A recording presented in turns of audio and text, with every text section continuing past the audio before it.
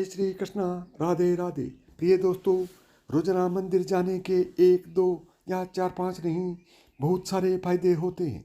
आज के वीडियो में आप जान लीजिए वो कौन कौन से फायदे हैं, और यदि आप रोजाना मंदिर जाते हैं और वो फायदे आपको नहीं हुए हैं तो वो फायदे आपको कैसे होंगे, वीडियो के अंत में उसके बारे में भी आपको रास्ता दिखाएंगे। नंबर 1, आकस्मिक घटना दुर्घटना।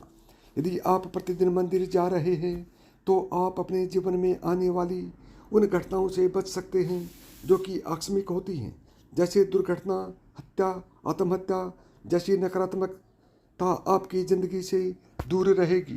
नंबर 2, भूत पिशाच। मंदिर जाने वाले व्यक्ति के मन में भरपूर सकारात्मकता और आध्यात्मिक बल होता है, जिसके चलते उसके आसपास नकारात्मक ऊर्जा उसके पास फटकती भी नहीं है। आप इस ऊर्जा को भूत, पिशाच या प्रेत भी कह सकते हैं। मंदिर जाने वाला भय मुक्त जीवन जीता है। नंबर 3, ग्रह बाधा। यदि आप प्रतिदिन मंदिर जाते हैं तो आप पर किसी भी प्रकार के ग्रह और नक्षत्रों का कोई बुरा प्रभाव नहीं पड़ता। ग्रह बाधा से आप मुक्त रहते हैं। मंगल दोष, शनि या अन्य किसी ग्रह की बाधा है, 7.5 ढैया या राहु की महादशा चल रही है तो घबराने की जरूरत नहीं। नंबर 4, रोग या बीमारी। मंदिर में जाकर आप मंदिर के नियमों का पालन करते हैं, व्रत, उपवास और पाठ में विश्वास करते हैं, सोच समझकर आहार विहार करते हैं तो आपको किसी भी प्रकार का रोग या बीमारी नहीं होगी। नंबर 5, दुख या शोक। मंदिर जाकर मन में विश्वास और आत्मबल का संचार होता है, जिसके कारण मन में किसी भी प्रकार का दुख या शोक नहीं रहता है। व्यक्ति सभी परिस्थितियों में समभाव से रहता है। समभाव अर्थात न तो भावना में बहता है और न ही कठोर होता है। हर परिस्थिति उसके लिए सामान्य होती है। नंबर 6, कोर्ट कचहरी। मंदिर जाने से व्यक्ति में सही और गलत को समझने की क्षमता होती है। वह किसी भी प्रकार की फालतू लड़ाई झगड़े में नहीं पड़ता है। जैसे रास्ते में बड़े पत्थर या गड्ढे को देख लेने के बाद हम अपनी गाड़ी को उससे बचाकर निकाल ले जाते हैं, और उसी तरह व्यक्ति अपनी जिंदगी को समझदारी के गड्ढों से बचा ले जाते हैं। नंबर 7, तंत्र, मान सम्मोहन, उच्चाटन। मंदिर जाने वाले व्यक्ति का कोई शत्रु किसी बुरी विद्या के माध्यम से कुछ भी बिगाड़ नहीं सकता है। बहुत से व्यक्ति अपने कार्य या व्यवहार से लोगों को रुष्ट कर देते हैं, इससे उनके शत्रु बढ़ जाते हैं। कमजोर शत्रु हमेशा सामने की लड़ाई नहीं लड़ते हुए पीठ के पीछे ऐसे कार्य करते हैं जिनको अंधविश्वास की श्रेणी में रखा जाता है। मंदिर जाने वाले लोगों को इससे कोई फर्क नहीं पड़ता। नंबर 8, कर्ज से मुक्ति। मंदिर जाने वाले व्यक्ति के जीवन में कभी भी ऐसे संकट नहीं आते हैं कि वह कर्ज में डूब जाए। थोड़ा बहुत कर्ज होता है तो फर्क नहीं पड़ता। कर्ज भी सोच समझ कर लें, यदि ज़्यादा है तो उसको चुकता होने के निश्चित ही मंदिर से ही रास्ते निकलते हैं। मन मंदिर में विश्वास है तो इस बाधा व्यक्ति से मुक्त हो जाता है। नंबर 9, नौकरी और रोजगार। आप बेरोजगार हैं या आपका व्यापार नहीं चल रहा है तो निश्चित ही आपको प्रतिदिन मंदिर जाना चाहिए। आपको जल्द ही सफलता मिलेगी। हालांकि जो प्रतिदिन मंदिर जाकर प्रार्थना और पूजा पाठ करता है उसके साथ यह समस्या नहीं रहती है, होती भी है तो वह दिमाग पर बोझ नहीं लेकर कर्म करता जाता है और सफल भी हो जाता है। नंबर 10, तनाव या चिंता। बहुत से लोगों को अनावश्यक भय और चिंता सताती रहती है, जिसके कारण वे तनाव में रहने लगते हैं। तनाव में रहने की आदत भी हो जाती है, जिसके चलते व्यक्ति कई तरह के रोगों से भी घिर सकता है। लेकिन मंदिर जाने वाले के दिल और दिमाग में ये सब नहीं रहता है। नंबर 11, ग्रह क्लेश। प्रतिदिन मंदिर जाने वाले में मन और मस्तिष्क में कलह या क्रोध नहीं होता। घर के दूसरे सदस्य यदि उससे झगड़ा करते हैं या घर में ग्रह क्लेश हो रही है तो वह उसे समझदारी से हैंडल कर माहौल को खुशनुमा बना देता है।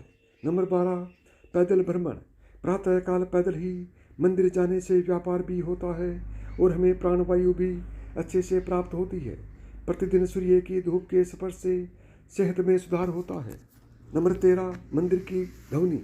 मंदिर में घंटी की टंकार करीब 7 सेकंड तक गूंजती है, जो मन मस्तिष्क से विषाद हटाकर शांति प्रदान करती है। ऐसा भी कहते हैं कि छोटी घंटी से हमारा पितृदोष संतुलित रहता है, साथ ही धोने से भी बैक्टीरिया नष्ट हो जाते हैं। नंबर 14, फूलों की सुगंध।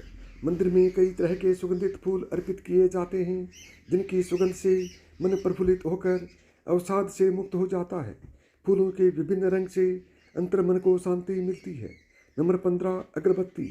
मंदिर में कपूर और अगरबत्ती की सुगंध से एक और जहां मन और मस्तिष्क से नकारात्मकता विचार हट जाते हैं, वहीं हमारी रोग प्रतिरोधक क्षमता भी बढ़ती है। यह हमें जैविक संक्रमण से भी बचाती है। मंदिर या सुगंधी में रहने से बैक्टीरिया नष्ट हो जाते हैं और किसी भी प्रकार का वायरस इन्फेक्शन नहीं होता है, क्योंकि मंदिर में कपूर और धुआं होता रहता है। नंबर 16, आरती। जब हम मंदिर में आरती या कीर्तन के दौरान ताली बजाते हैं तो यह एक्यूप्रेशर का काम करती है। इससे हमारे रक्त संचार सुचारू रूप से संचालित होते हैं और शरीर की मांसपेशियां भी मजबूत होती हैं। नंबर 17, जप। आरती या चालीसा को जपने से पढ़ने से हमारा वाणी दोष भी दूर होता है। ओम के उच्चारण से हमारा चित्त एकाग्र होता है। 18, शंख। आरती के बाद शंख बजाया जाता है, जो श्रद्धालुओं के लिए बहुत सुखदायी और स्वास्थ्यवर्धक है। शंख बजाने वाले के फेफड़े मजबूत होते हैं। 19, जय घोष। आरती के बाद देवी देवताओं, भारत माता आदि के जय घोष से आत्मविश्वास के साथ ही देशभक्ति जागृत होती है। इसी के साथ हर मंदिर में गौ रक्षा और गौ हत्या बंद होने का संकल्प करने भी लिया जाता है। नंबर 20, ज्योति। आरती लेने से हमारी हथेली की कोशिकाओं को दिव्य उष्मा मिलती है और हमारे भीतर पल रहे सभी विषाणु और जीवाणु समाप्त हो जाते हैं। आँखों पर हथेलियाँ रखने से गर्माहट आँखों के पीछे की सूक्ष्म रक्त वाहिकाओं को खोल देती है और उनमें ज़्यादातर रक्त प्रवाहित होने लगता है, जिससे हमारी आँखों की ज्योति बढ़ती है। 21, दंडवत। आरती के बाद नमस्कार और दंडवत प्रणाम करने से हमारे मन में विनम्रता और श्रद्धा का भाव जागृत होता है। अहंकार और घमंड का नाश होता है। नंबर 22, चरणामृत। दर्शन, पूजा और आरती के बाद हमें तुलसी मिला चरणामृत, पंचामृत और प्रसाद मिलता है। यह चरणामृत और पंचामृत हमारी सेहत के लिए बहुत ही फायदेमंद होता है। आयुर्वेद के मुताबिक यह चरणामृत हमारे शरीर के तीनों दोषों को संतुलित रखता है। चरणामृत के साथ ही दी गई तुलसी हम बिना चबाए निगल लेते हैं, जिससे हमारे सभी रोग ठीक हो जाते हैं। नंबर 23, परिक्रमा।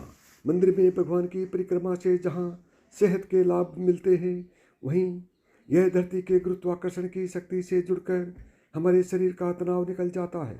इसी के साथ ही में गुंबद और उसके कलश में प्रवाहित हो रही ऊर्जा हमारे शरीर को प्रभावित कर सकारात्मक ऊर्जा प्रदान करती है। 24, नग्न पैर। मंदिर भूमि को सकारात्मक ऊर्जा का क्षेत्र माना जाता है। यह ऊर्जा भक्तों में पैर के जरिए ही प्रवेश कर सकती है, इसलिए हम मंदिर में यानी कि मंदिर के अंदर नंगे पांव जाते हैं। 25, मनोकामना का दोहराना। मंदिर में जाकर जब हम अपनी मनोकामना को बार बार दोहराते हैं तो हमें मंदिर की सकारात्मक ऊर्जा का साथ मिलता है और इससे प्रकृति सक्रिय होकर हमारी मनोकामना पूर्ण करने लग जाती है। 26, वृक्ष।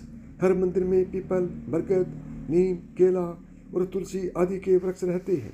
इन वृक्षों में हम जल अर्पण करते हैं या उन्हें नमस्कार करते हैं।